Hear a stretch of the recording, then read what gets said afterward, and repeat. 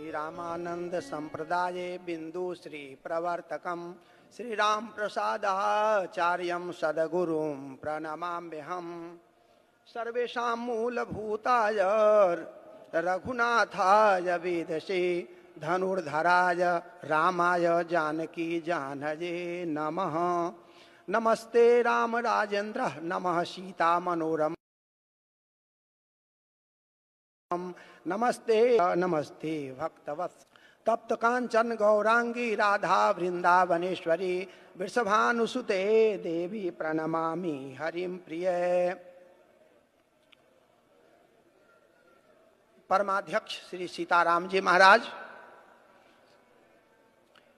श्री सीताराम जी महाराज के अनन्य अनुरागी श्री हनुमंत लाल जी महाराज, इस धर्म सभा में समुपस्थित सभी पूज्य धर्माचार्य, सभी पूज्य संत वृंद, सभी महामंडलेश्वर महानुभाव एवं जिनके तपस्या, जिनकी साधना के प्रभाव से यह इतना सुंदर दिव्य सभा यहाँ पर आयोजित है, वैसे परम पूज्य जगत गुरु श्री नाभा पीठ को सुशोभित करने वाले श्री स्वामी सुतीक्षण देवाचार्य जी महाराज, इस सभा में समुपस्थित परम पूज्य परम सुहृद अयोध्या जी से पधारे श्री रसिक पीठाधीश्वर महंत श्री जन्मेजय शरण जी महाराज, प्रयागराज से पधारे हुए जगत गुरु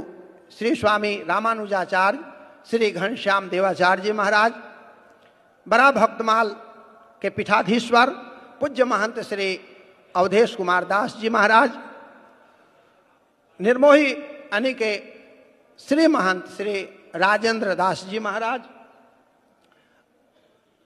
और अयोध्या वृंदावन दोनों जगह विराजमान रहने वाले श्री सनत कुमार शरण जी महाराज, दिल्ली से पधारे हुए पूज्य श्री महाराज जी, हरिद्वार से पधारे हुए श्री पूज्य महाराज जी और इस धर्म सभा के संचालन का दायित्व निर्वहन कर रहे उत्तराखंड पीठाधीश्वर श्री स्वामी जयराम देवाचार्य जी महाराज, यहाँ के श्री सुदामा कुटी के पूज्य महंत श्री अमरदास जी महाराज, हम आप सभी लोग परम सौभाग्यशाली हैं एवं इस सभा में समुपस्थित सभी भगवान के प्यारे दुलारे भक्तजन, सभी माताएं बहनें भाइयों, हम सभी लोगों के लिए परम सौभाग्य की बात है कि श्री वृंदावन धाम में जहाँ पर आने के लिए देवता मुनि भी तरसते रहते हैं, उस भूमि पर बैठ करके एक दिव्य आचार्य एवं दिव्य संत की एक की जन्म शताब्दी महोत्सव और एक की श्री वृंदावन धाम में आगमन की शताब्दी महोत्सव मना रहे हैं। यह वास्तव में भगवान के असीम कृपा का फल है। संतों से प्रेम होना ही समझिए भगवान की कृपा है। जीवन में जिसको संत नहीं मिलते उसको भगवान नहीं मिल सकते। जिसको भगवान से मिलना हो उसे ऐसे श्री सुदामा दास जी महाराज के जैसे संतों से, उनके अनुयायी अभी जो वर्तमान पूज्य श्री महंत जी हैं, जिस प्रकार से महाराज जी का स्वभाव था वैसा ही पूज्य महाराज जी का भी स्वभाव है।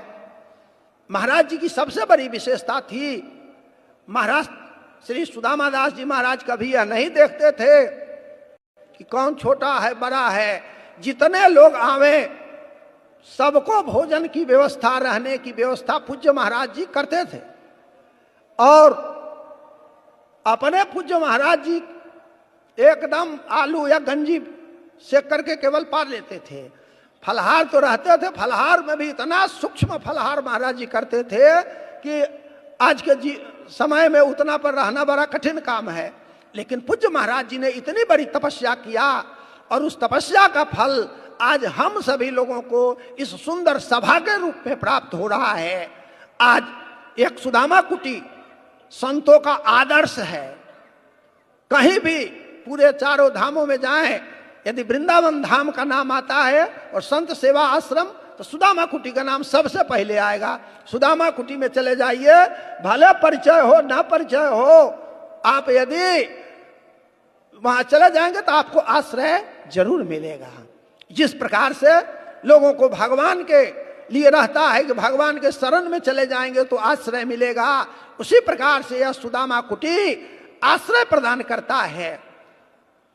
बिल्डिंग तो बहुत लोग बना देते हैं, बिल्डिंग बना देना बहुत बड़ी बात नहीं है, लोगों के अंदर साधुता भर देना यह बहुत बड़ी बात है। और जिसको श्री सुतीक्षण दास जी महाराज ने करके दिखाया है, न जाने कितने लोगों को इन्होंने संत बना दिया, भगवान से जोड़ करके भक्त बना दिया, सबको भगवान के मार्ग पर चलने के पथिक बना दिया। ये श्री सुतीक्षण दास जी महाराज के तपस्या का फल है और गुरु जी महाराज की इनके ऊपर असीम कृपा है।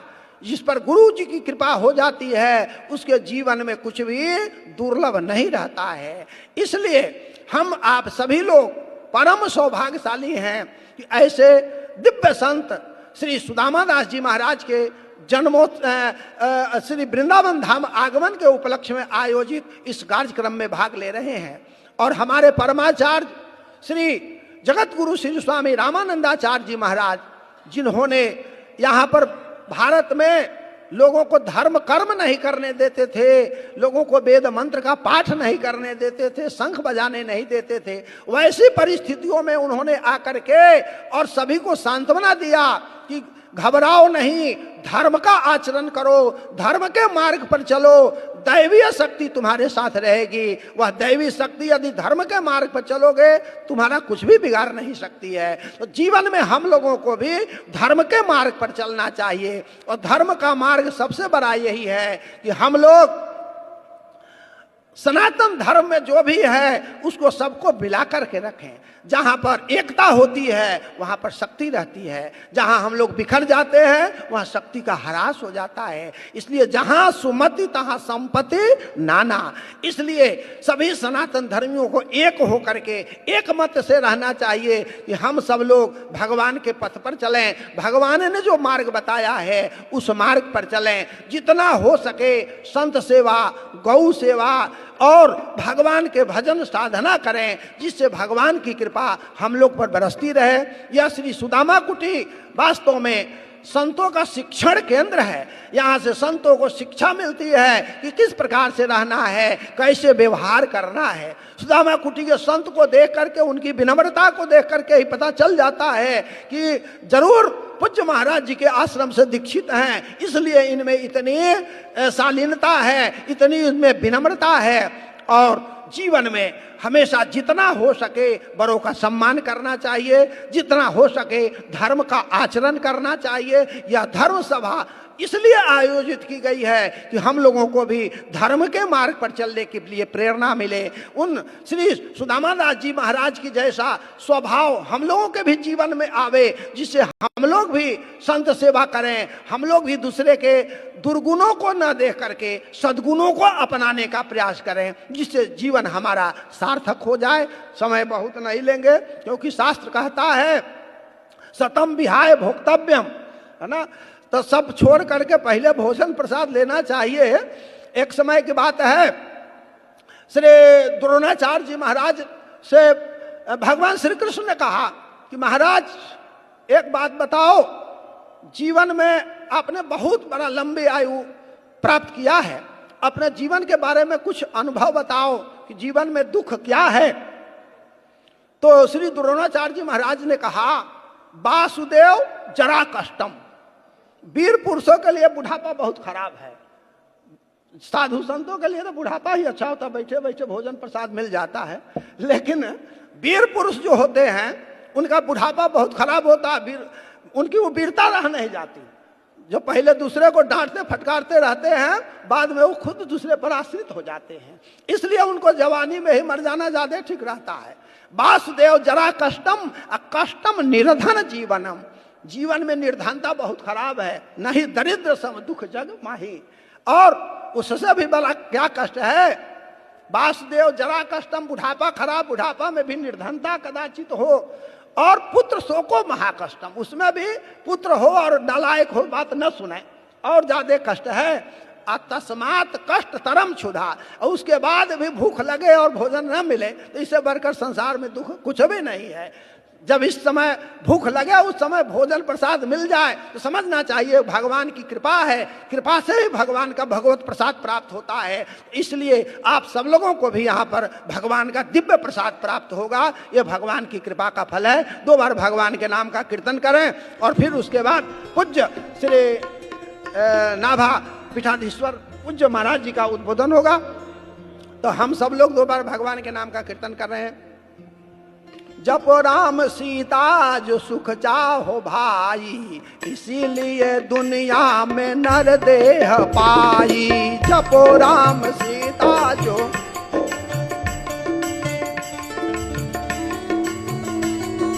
भाई, जपो राम सीता जो सुख चाहो भाई, इसीलिए दुनिया में नर देह पाए।